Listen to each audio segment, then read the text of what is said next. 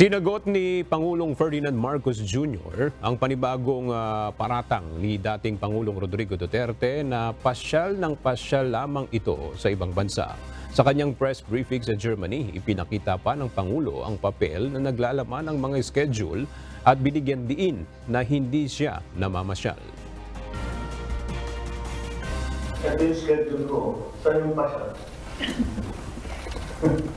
It's my schedule for today.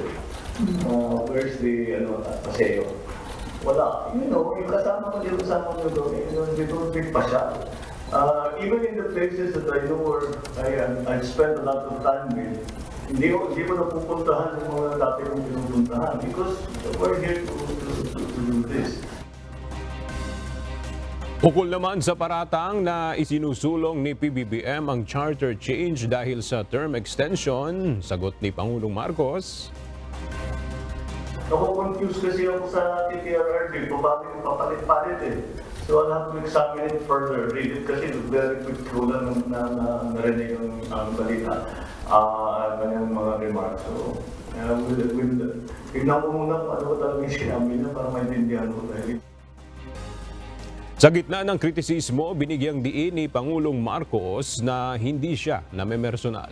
Ayon kay PBBM, alam niyang paghiwalayin ang trabaho at personal na bagay.